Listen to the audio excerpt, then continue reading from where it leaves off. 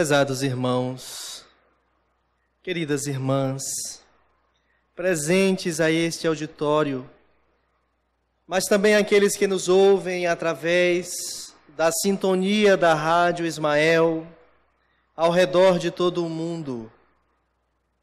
Boa noite. Que o Mestre Jesus seja conosco, nos dando as condições de trabalho nesta noite.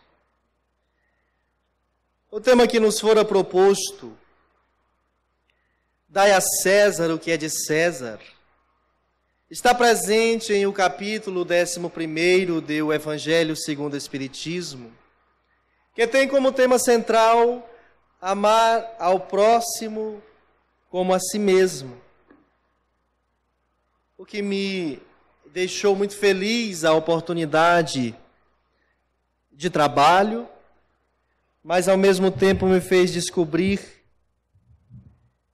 que esse é um dos temas mais abrangentes e ao mesmo tempo dos mais delicados de se abordar. Exatamente por ser abrangente, por ser necessário a compreensão e o entendimento de vários outros fatores para se chegar a este outro.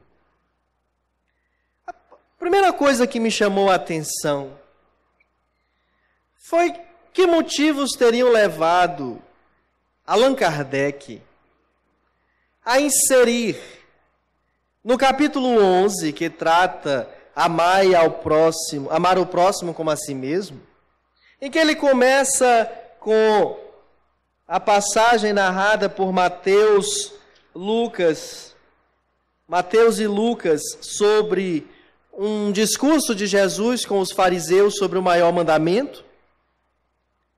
E o Kardec traz em sequência ao maior mandamento o texto dai a César o que é de César.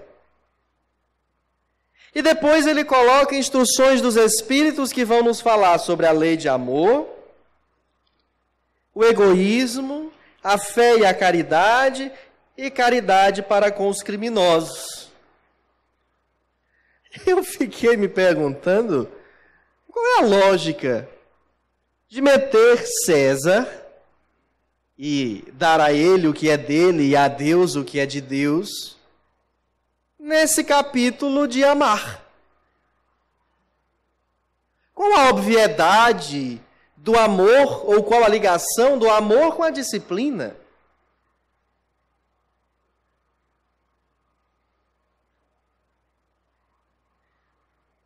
Kardec vai buscar em Mateus, capítulo 22, versículos de 15 a 22, e em Marcos, capítulo 12, versículos de 13 a 17, as passagens que nós vamos ler. Sendo que ele coloca essa depois de ter colocado aquela do mesmo capítulo, que são os versículos 34 a 40.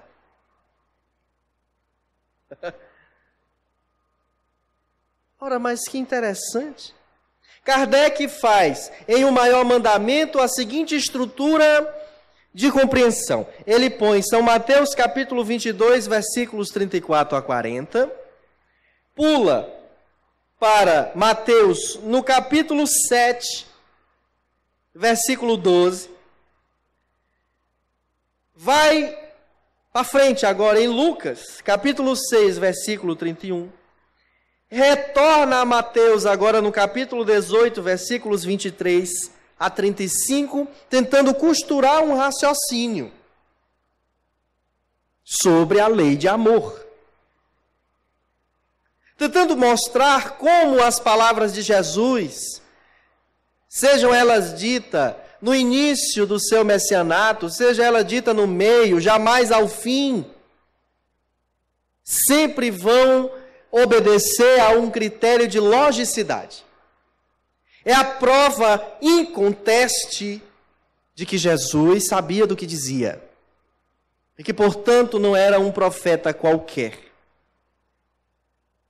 Não se tratava de apenas um homem de retórica, não se tratava de mais um nazareno que tinha a condição, por pertencer à classe dos nazarenos, de pregar no templo ou nas sinagogas aos sábados, porque a leitura era feita e as pessoas que participavam da reunião tinham a oportunidade de versar, de tergiversar, de conversar sobre elas. Kardec, na sequência de todos esses capítulos e versículos de Mateus e Lucas, vai se valer de um capítulo com versículos de Mateus e um capítulo com versículos de Marcos, para trazer esse momento histórico, quando é dito pelos citados evangelistas. No item 5 desse capítulo 11 de O Evangelho segundo o Espiritismo, com transcrição literal ou com citação literal do que está posto. Então, os fariseus, tendo-se retirado, decidiram entre si surpreendê-lo em suas palavras. Mandaram-lhe, pois, seus discípulos com os herodianos dizer-lhe: Senhor, sabemos que sois verdadeiro e que ensinais o caminho de Deus pela verdade, sem considerar a quem quer que seja, porque não considerais a pessoa nos homens. Dizei-nos, pois, vosso conselho sobre isto: é-nos permitido pagar o tributo a César ou não pagá-lo? Mas Jesus, conhecendo a sua malícia, lhes disse: Hipócritas, por que me tentais? Mostrai-me a peça de dinheiro que se dá para o tributo. E tendo eles lhe apresentado uma moeda, Jesus lhes disse: De quem é esta imagem e esta inscrição? De César, disseram-lhe. Então Jesus lhe respondeu: Dai, pois, a César o que é de César, e a Deus o que é de Deus. Tendo ouvido falar dessa maneira, admiraram-se de sua resposta e, deixando-o, se retiraram. Olha, que situação. O Kardec, nessa obra, O Evangelho segundo o Espiritismo, que é na página 16, o Kardec faz questão de apresentar a moral cristã como a vertente a qual nós não entramos em discordância. Muitos discutem a família de Jesus. Muitos discutem a natureza do corpo de Jesus. Muitos discutem o grupo a que Jesus pertenceu. Mas ninguém nega que as suas palavras, que os seus ensinamentos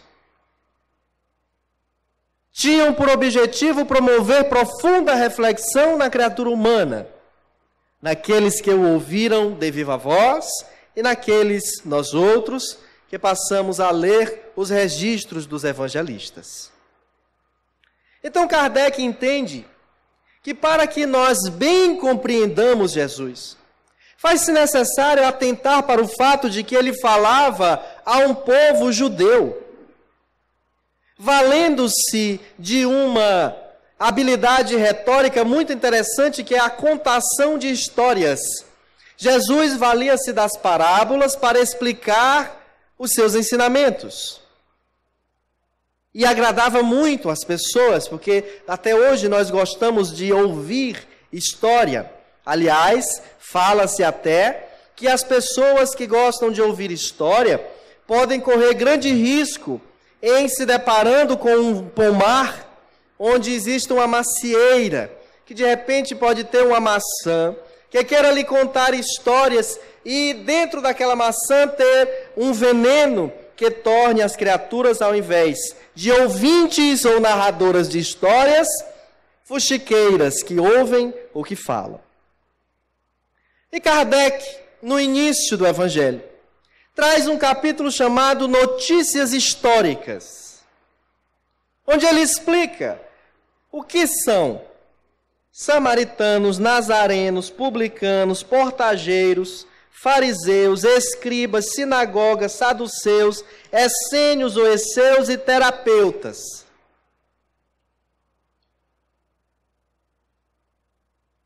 E sobre os fariseus, que foram os que se retiraram do local e foram tentar tramar uma emboscada na retórica de Jesus, ele traz as seguintes informações históricas. Não são informações inventadas por Kardec, são registros, são fatos históricos. Onde ele explica, fariseus, do hebreu parash, divisão, separação. A tradição formava uma parte importante da teologia judaica.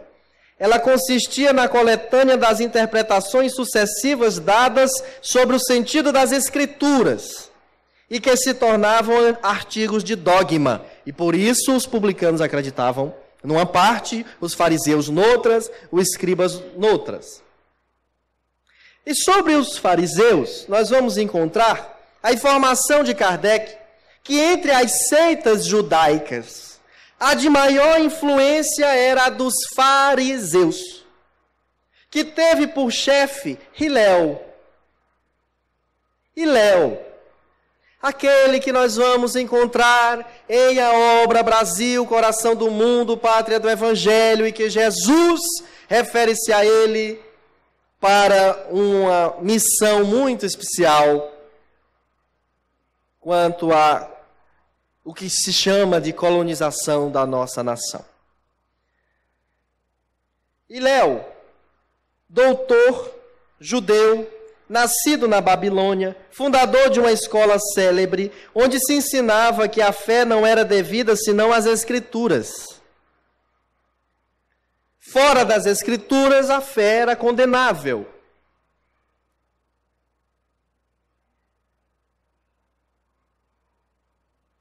Sua origem remonta aos anos 180 ou 200 antes de Jesus Cristo, o pai da sociologia.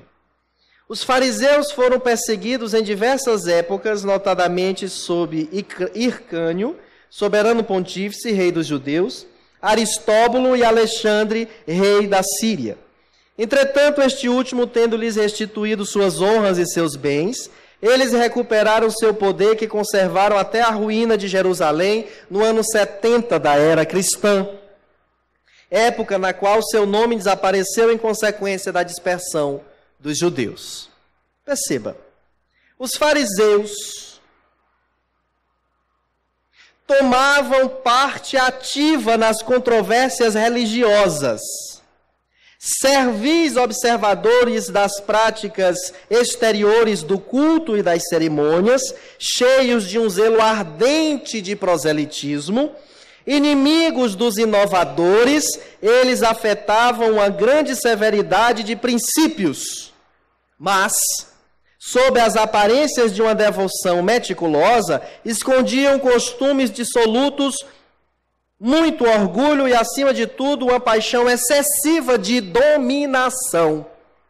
Veja que uma das características negativas dos fariseus é que eles eram inimigos dos inovadores. Eles estão lá alegres e satisfeitos, vivendo muito bem, obrigado, quando aparece um intruso, um inovador, que fazia 3 coisas que desagradavam aos fariseus na sua concepção política de populismo disfarçado de popularidade. 1, ele curava, fazia milagres. 2, ele contava histórias. Ele não só se referia às Escrituras, mas criava uma narrativa para exemplificar o que aquela escritura ou o que aquele ensinamento quisera dizer. E 3, empregava um magnetismo que nenhum outro homem era capaz de empregar. A ponto de uma mulher que há 12 anos sofria de uma hemorragia, e àquela época as mulheres no seu ciclo menstrual eram tidas como imundas e ficavam presas nos seus recintos domésticos para que não tivesse qualquer contato com as pessoas. Avalie 12 anos de sangue. Essa era mais do que imunda. Essa já era uma verdadeira leprosa, que naquela época também era motivo de segregação. E aquela mulher toca as vestes de Jesus. E imediatamente tem a sua hemorragia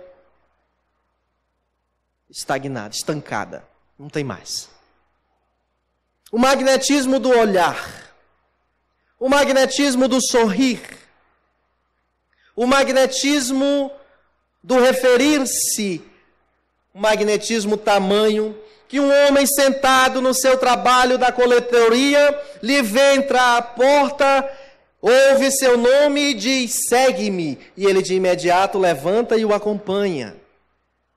Então aquele intruso, aquele inovador, era um revolucionário que estava fazendo com que as turbas começassem a seguir mais a ele do que aos doutores da lei, do que aos fariseus, do que aos homens do templo. Como a preocupação deles era com o poder, porque isso poderia trazer um impacto negativo, porque o rei, ele era de uma região, mas se naquela região houvessem muitas disputas, houvesse a negação do tributo, ele era destituído do cargo e outro lhe assumiria o lugar. E como lhe rendia dinheiro, ele não queria perder, obviamente, então tinha os seus apoiadores. Veja que a passagem diz: os fariseus, tendo se retirado, decidiram entre si surpreendê-lo em suas palavras. Perceba que os fariseus, eles eram homens que tomavam parte ativa nas controvérsias religiosas. O que é a controvérsia religiosa? É isso que os nossos irmãos protestantes tentam fazer quando se refere a Deuteronômio, naquela passagem em que está proibida a evocação de espírito. Desculpe, Deuteronômio é aquele instante em que a nuvem diz que tem que pagar dízimo. E se interpreta dízimo como algo financeiro, porque é mais fácil dar um dinheiro do que dar a virtude. Ou como os irmãos que insistem em dizer que o espiritismo é uma farsa, porque Moisés proibiu a evocação dos mortos, mas que não se lembram da passagem que o próprio Moisés, ao lado de Elias, aparece para Jesus e tem como testemunha Pedro, João e Tiago. Então são os que ficam observando onde é que está a controvérsia da coisa para gerar polêmica. Jesus tinha um corpo físico ou um corpo extrafísico? Fariam hoje aqueles que ficam dentro do próprio espiritismo, discutindo a natureza do corpo de Jesus, indo às vezes quase que às vias de fato para defender a sua tese, esquecendo da sua vertente moral de que nos pedia amar. Amai ao próximo. E só fazei a ele aquilo que desejas que sejas feito para contigo.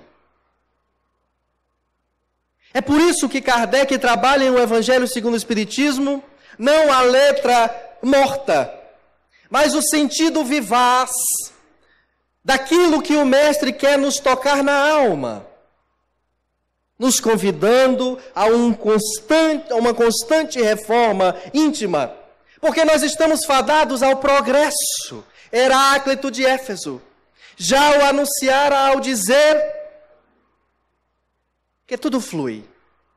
Nada persiste nem permanece o mesmo. O ser não é mais que o vir a ser. E nesse processo de vir a ser, é que Jesus nos convida a sermos homens bons, para sermos homens de bem. Crentes na imortalidade da alma, em um Deus único, justo, soberanamente bom, na pluralidade das existências e dos mundos habitados, e na perfeita, natural comunicabilidade dos espíritos sem corpo com os espíritos no corpo. E os fariseus, diga-se de passagem, nos relata Kardec lá em Notícias Históricas, que eles acreditavam na providência, que é Deus, na imortalidade da alma, na eternidade das penas e na ressurreição dos mortos. Que interessante. Como pode a gente crer na imortalidade da alma e ao mesmo tempo ser tão materialistas, tão apegados ao material? Lá em Mateus, em seu capítulo 21, versículo 23, ele narra, porque o que nós lemos há pouco foi no capítulo 22, versículos 15 a 22. No capítulo 21, versículo 23, ele diz: chegando ao templo, aproximaram-se dele enquanto ensinava os sumos sacerdotes e os anciãos do povo, dizendo: com que autoridade fazem estas coisas? E quem te deu essa autoridade? E ali começa um debate. E Jesus vence todos os debates. Os fariseus tinham por intenção desarticulá-lo na palavra. Tinham por intenção derrubar o seu verbo.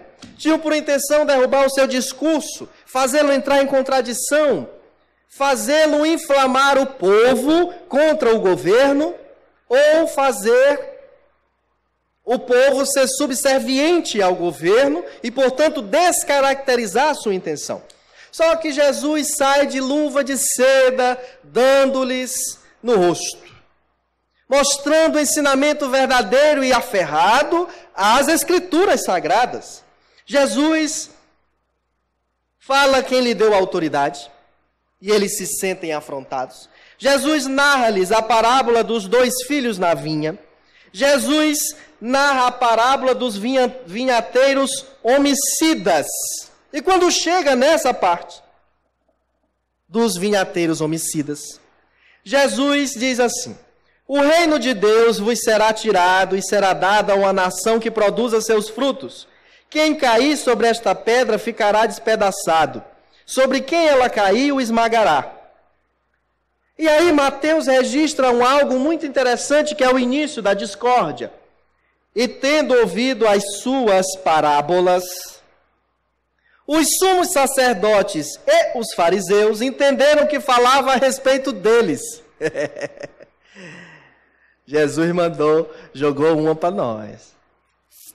Ele está arrumando conversa. É PSDB falando de PT. É PT falando de PMDB. Que quando vai lá fazer um discurso e dizer que um governo é marcado por isto, mas também é marcado por aquilo outro, enquanto o outro não tinha nem aquilo lá. Então é mandando recado. Os fariseus, que eram os donos da situação, se sentiram incomodados. De qualquer forma, ficaram lá.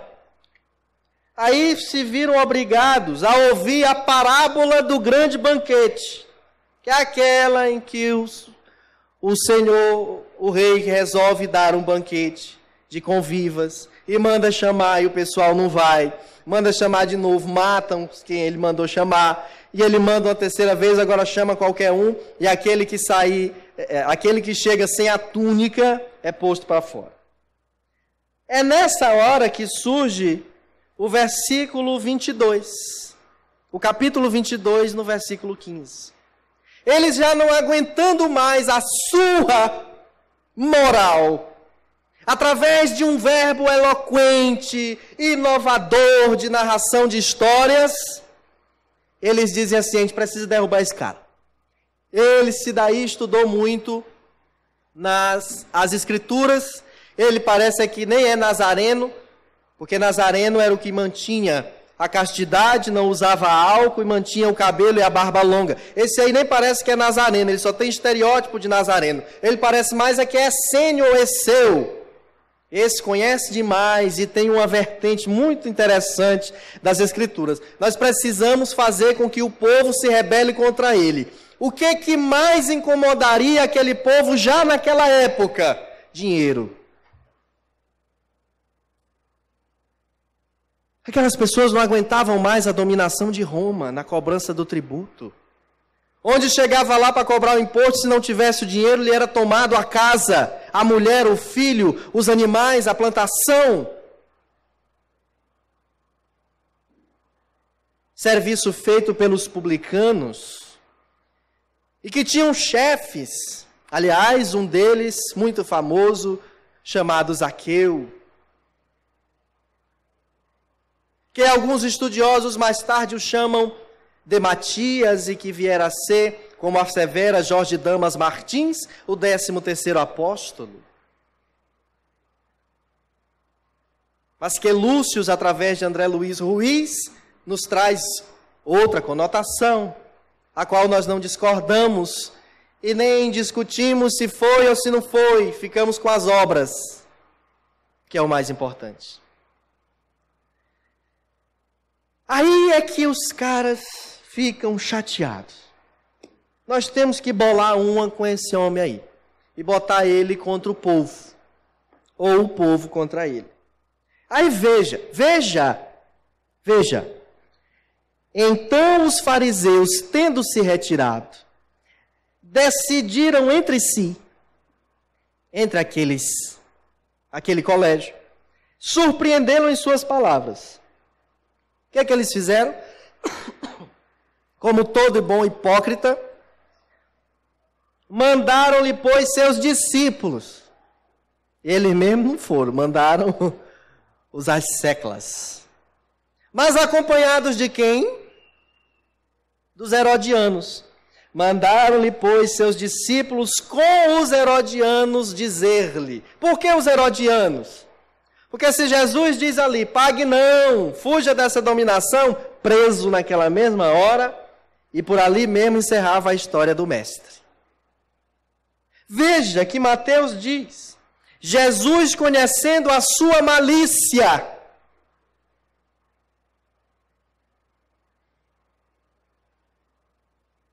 e diz, hipócritas, por que me tentais? Olha, eu acho mesmo assim, de um modo bem pessoal, que Jesus queria dizer assim, entre outras palavras, assim num bom piauiês.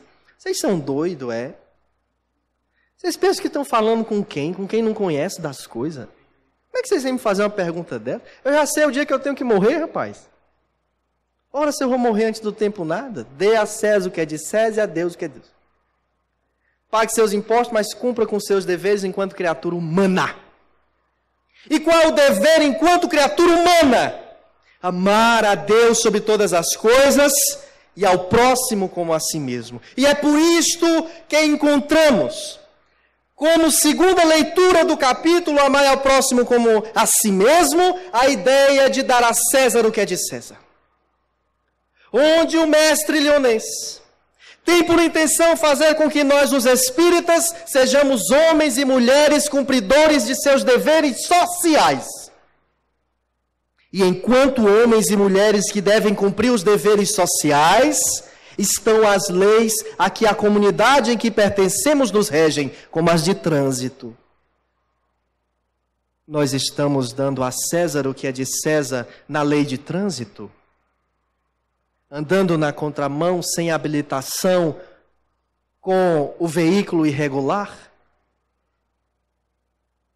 Estamos dando a César o que é de César na lei trabalhista,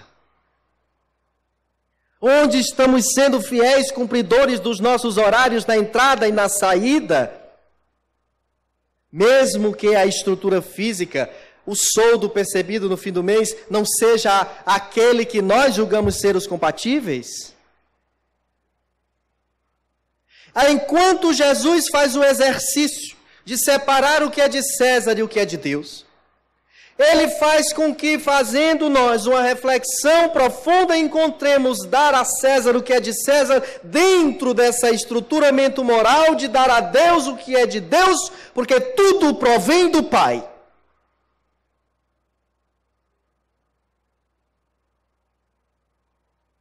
Até o que foi criado pela mão humana. Foi criado a partir de elementos que Deus nos concedeu para manipular. Foi criado a partir da oportunidade que Deus nos concedeu de usar desse recurso fantástico da inteligência para produzirmos o aparelho que detecta, que cirurgia, que grava, que registra, que duplica. Dar a César o que é de César. É nós observarmos a nossa comunidade brasileira e nos perguntarmos onde começa a corrupção. Se é na Câmara dos Deputados e no Senado Federal, ou se é em nossas casas com as pequenas atitudes. Que data venha são profundas e impactantes, como quando derrubamos o relógio medidor da energia elétrica e que nos gera uma economia considerável financeira. Proporcionalmente na porcentagem, a mesma economia daquele que faz caixa 2 com a verba federal. Esse dar a César o que é de César é o zelo, é o cuidado com o que é usado no plano material para nosso benefício, para nosso progresso e nosso adiantamento. Estive esses dias andando em inúmeros prédios públicos construídos para a instrução.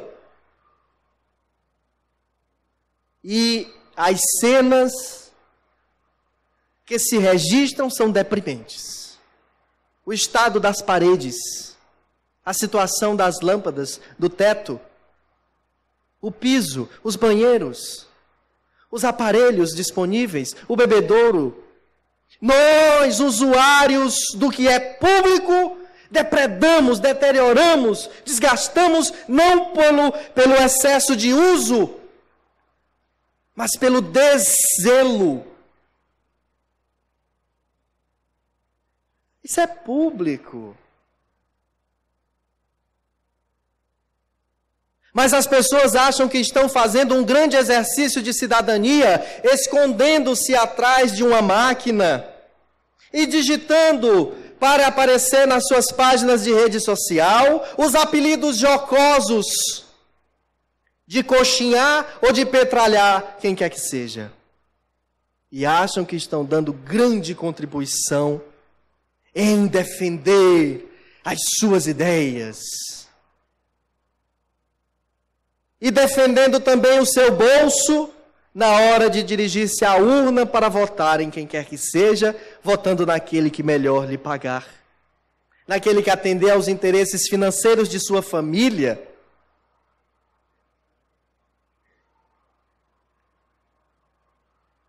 Estamos assistindo a uma cena na nossa nação. Estamos assistindo a cenas nas nações do exterior, fruto do orgulho e do egoísmo.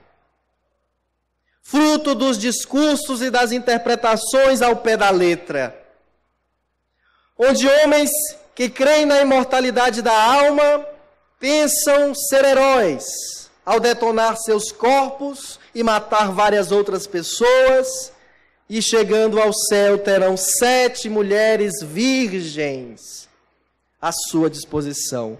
Que, diga-se de passagem, não devem ser de qualquer corpo, de qualquer altura, de qualquer cor de pele e tipo de cabelo. Também deve obedecer a um padrão material de estética capitalista.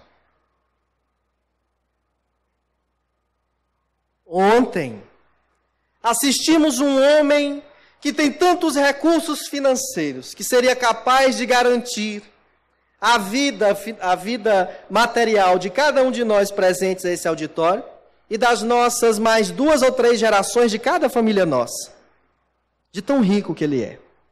Consequentemente, um homem muito inteligente, estudioso, de grande formação profissional.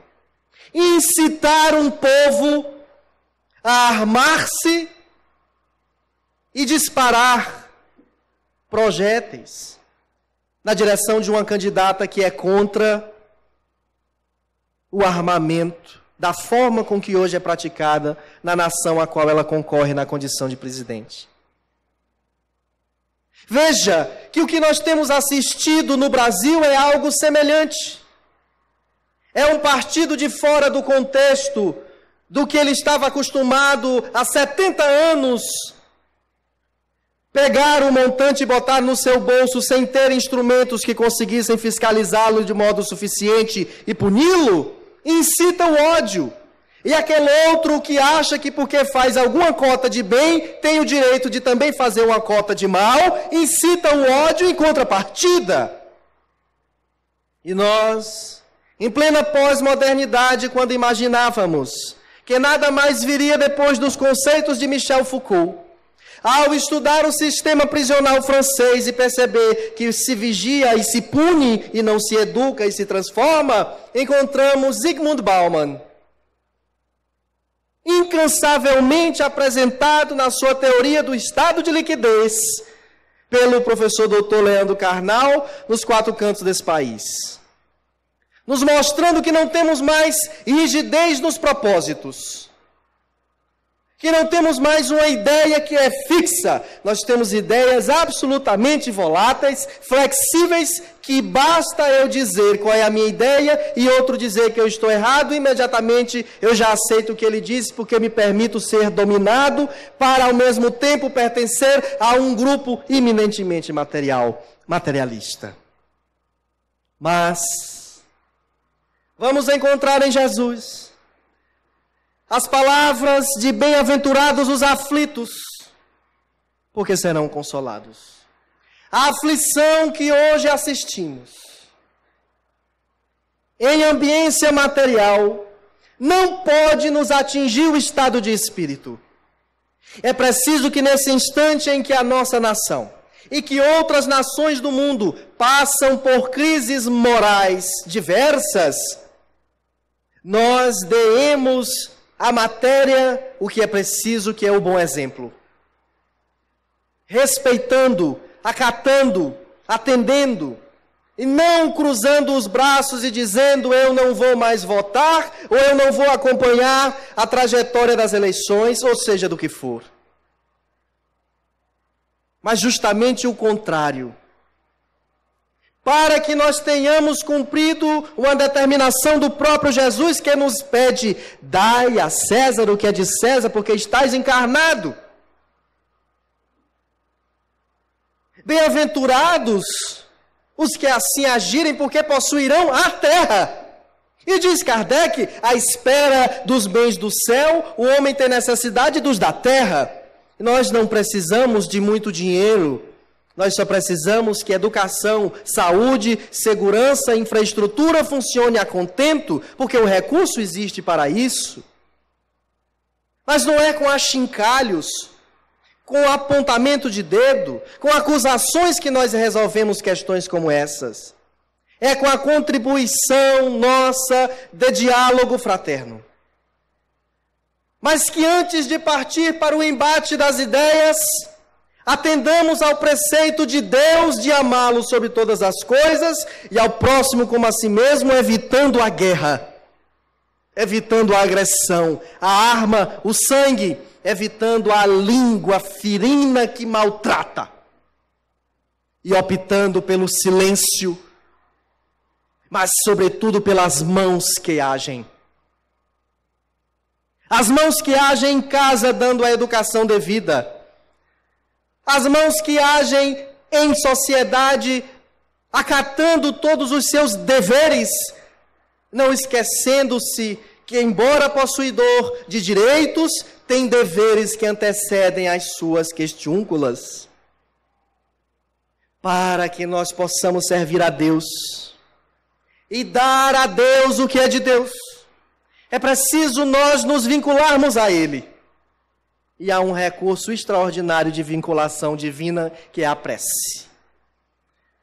A oração pelo nosso território, a oração pelo nosso planeta, A oração pelos nossos representantes políticos, porque mas eu lá vou rezar para um ladrão, reze porque é ele que está tomando conta de sua vida.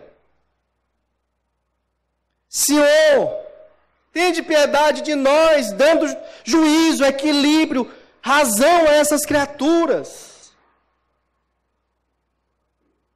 Ao invés de ficarmos divididos entre os que apoiam a corrupção e os que não apoiam a corrupção, apoiemos a justiça. Que não é o juiz famoso, que não é o policial famoso, é a justiça de Deus. Que nos assevera que nos dias de hoje estamos nos deparando com situações construídas por nós num passado que não é distante.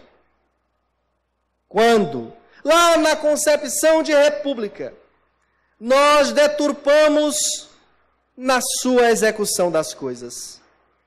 Quando na concepção de democracia, nós institucionalizamos o a favor e o contra, esquecendo de estabelecer e estimular a ação.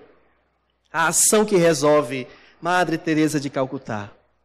Mãos que agem, fazem mais que bocas que oram. Não por desprezar a oração, mas justamente dizendo que a oração é de suma importância para preparar a ação. E da forma que a ação é mais importante porque vai dar resolutividade, mas ela não pode acontecer de modo não sistêmico, não observado, não bem construído, e a oração é quem vai nos dar essa condição. Quando Jesus nos pede, dai a César o que é de César. Ele pede no que nós cumpramos os nossos deveres enquanto encarnados nas multiposições que temos. Porque nós somos filho, filha, irmão, irmã, primo, pai, avô, avó, neto. E como é que nós estamos cumprindo com nossos deveres familiares? Portanto, naquele clã é um atendimento a César. E ao mesmo tempo atendendo a um preceito divino de cuidar do nosso próximo, que Emmanuel chama de o próximo mais próximo, aquele que divide conosco não só a consanguinidade, mas a existência em um mesmo teto. Quando escutarmos a expressão, dai a Deus o que é de Deus, imaginemos que ela antecede, se entremeia e sucede a todas as nossas ações materiais. Comecemos o dia com a prece. Planejemos e coloquemos na nossa prece as nossas questões que vamos resolver no emprego, no banco, na fila de não sei onde. Pedindo discernimento para não sermos mais um que agride, para não sermos mais um que transgride as leis, para não sermos mais um que equivoca-se no trato com o outro. Acatemos as decisões, saibamos honrar os nossos deveres, mas lembrando que aquele que erra à nossa frente, como aquele que acerta à nossa frente, aquele que está em convivência conosco é o nosso próximo. A instituição mais sagrada do cristianismo. Porque se Deus está expresso em a natureza, está expresso na vida em si, o próximo é todo aquele que atravessar o nosso caminho, no percurso de um lugar para outro, no transcurso de uma vivência num prédio de trabalho, em nossa residência, na casa espírita e nesse pequeno lar que nós moramos, que é o planeta Terra. Tenhamos a mais absoluta certeza que se formos cumpridores dos nossos deveres, teremos mais que assegurado os nossos direitos, teremos a cama consciencial plenamente digna do nosso descanso e do nosso repouso. Muita paz a todos, muito obrigado pela atenção.